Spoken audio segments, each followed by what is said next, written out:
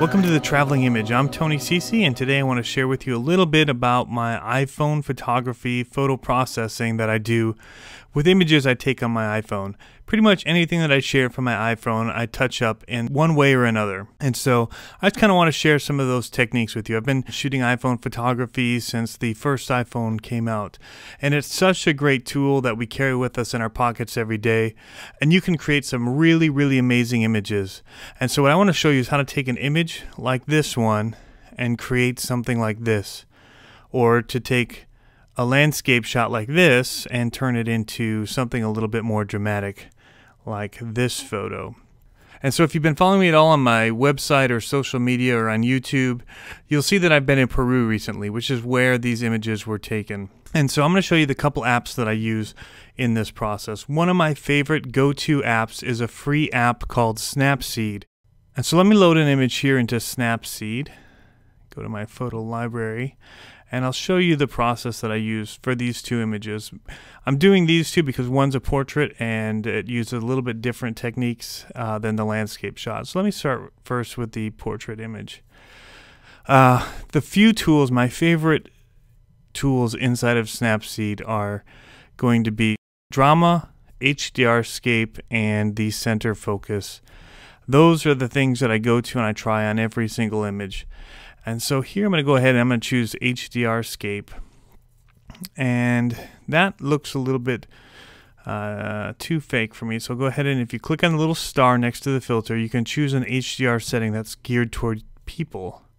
And the effect is going to be a little bit less. But that's all right because I'm going to address some of the issues that I still have with the shadow on his face and some of the other issues here. But right away I'm going to add a little bit more saturation and increase the filter a little bit, and you can see by hitting up on the upper right your before and after. So I've brought in a little bit of detail and lifted some of the shadows in his face and basically all around the image, and I'm pretty happy with that. So I'll go ahead and hit the check mark. It'll process the image and then it'll send me back to the main menu, and I'm going to go ahead and choose Drama because Drama really enhances the details. You'll see here it also always desaturates the image. So the first thing I always do is I go back and I increase my saturation. Now you'll notice the little selector here that is accessed by just swiping up or down, and it'll pull it up and then you can switch between them.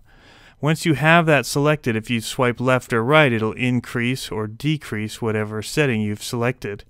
So I'm going to bring some of that color back into this image, being careful because of his skin tone, not to increase it too much. But I'll go back as well and I'll decrease that in just a minute.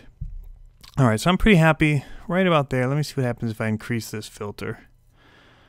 Yeah, I'm kind of liking the extra detail in his aged face and in the reeds behind him. So I'm going to say okay. Now here's where I can go ahead and I can work with his face a little bit. If you choose Selective Adjust, you can then hit the plus mark and then add anywhere you want, dragging around your finger to increase just a small portion of the image. So I'm going to go ahead and just choose some of the shadow on his face, and then I'll use two fingers and extend them or contract them to increase the area that's being affected by this. And I really just want to increase the brightness on his face. So I'll choose about there. You can see where the mask is, and then up and down I can choose brightness, and I'm going to boost his face a little bit. The brightness, you can see before, after, so just a little bit. And I'm also going to go ahead and pull back the color just a little bit here. Just pull some of that extra saturation that was added to it out. And I'm okay with that, so I'll hit OK. Now to the last favorite thing that I like to do to the image, and that is center focus. And technically I probably could have increased the brightness on his face using this center focus tool. If you choose the star at the bottom, you can choose between the different presets that they have, from portrait to portrait 2, and what this is doing is it's increasing the center brightness and decreasing the outer edge to kind of give it a vignette and draw your eye to the center. But my favorite is the old lens setting. So I'm going to go ahead and just choose that, break out of the little tool, and then go into the details of it. So I'm going to turn the blur strength down. On this image, I don't want the edges to blur too much.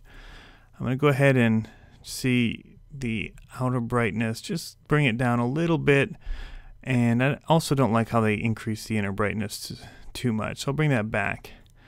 And then you can either increase or decrease the size and where you want that center focus to be. And so I'm pretty happy right, I think about there. And here's before, after. You can see the edges just darkened a little bit to draw your eye into the center of the frame where his face is. So I'll say, okay, I'm happy with that. And if you tap on the image here in this main window, you can see all of the changes you've made. So that was the original image, and this is what has been created right here in the Snapseed. And so I'm going to go ahead and hit Save to my photo library and call that image complete. Now I'll go ahead and I'll load the landscape shot, which I should tell you, this was shot using the Pro HDR app, not the HDR in the camera app. What this does, Pro HDR takes 2 photos and then it blends them, and then you have a few settings where you can choose to increase saturation, brightness, contrast, all that, add warmth. I usually don't do that. I take what they give me stock and I come in and I make my changes here in post. Sometimes I might make a few little small changes, but most of the time I don't need to. So right away, I'm going right back to HDRscape.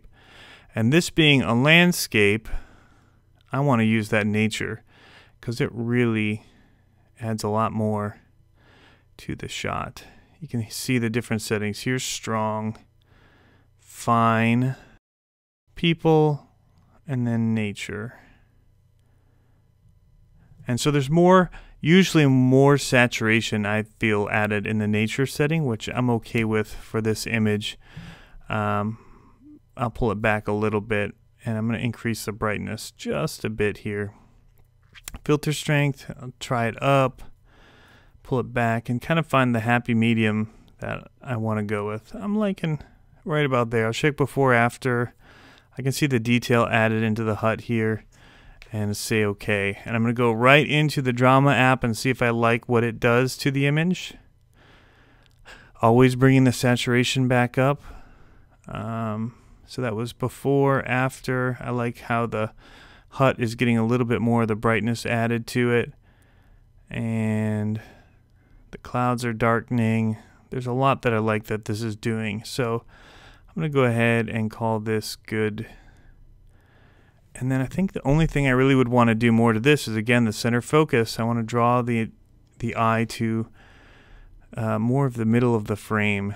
So there's the one I always choose, which is the old lens. I'm going to turn down the outer brightness by increasing it, actually, because they've really darkened it. So I want to come back to just a subtle little vignette. It helps bring the shadow back in at the left from the building while still drawing the eye. I could move this maybe a little bit over here more.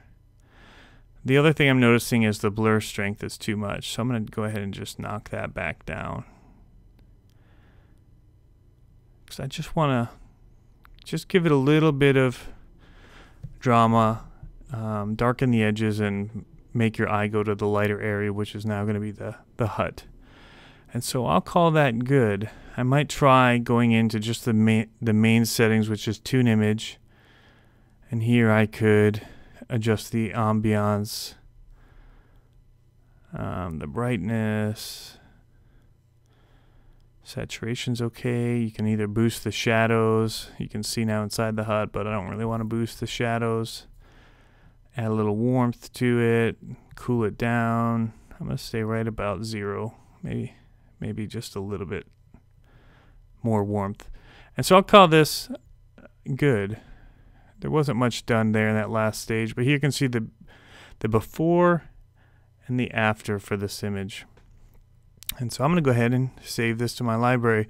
And from here, what I would do is I would use most of these I would send to Instagram when I'm out in the field, because that'll just distribute it to Flickr, Twitter, Facebook, and Tumblr, to all of my different feeds that I have set up. But on these, I don't really want to crop it to a square. If I cropped this to a square, I'd lose that hut on the side, which I like because the reeds kind of create this swirl pattern around it, and you get this little walkway that you'd lose, you'd only have in a square crop. We'll go ahead and throw it into Square Ready and show you what you'd end up with here. So open up Square Ready. I'm going to go ahead and find this in my albums. And so I would end up with something like this in Instagram. And it's a decent image. I actually like it, but I really like having that extra character of that pathway going back to the water. So I would do this, and from here I would hit Instagram, send it there, and choose all of my different networks that I want to send it to from there. So that's just a look at some of my iPhone processing. I hope this has been helpful to you and that you'll go ahead and download Snapseed. You can't beat it for free. It's a very powerful tool. It has a lot of options. If you like that vintage look within Snapseed, there's a lot of options that you can use to get the vintage look as well, within just hitting vintage and choosing from the different presets, or dialing it in yourself, adding some textures to the image, and the style, strength.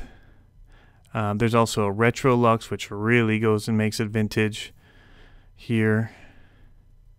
And you can hit the little shuffle to go through all the different effects that they have, and then dial them back as you see fit, and create the exact image that you want. And so these are just some of the tools that I use. The other app I really love is the VSCO Cam app, and that's one of the tools I use for creating some really neat vintage images. I use it for a lot of portraits. I love to be able to wash out the blacks in that and just create a unique look.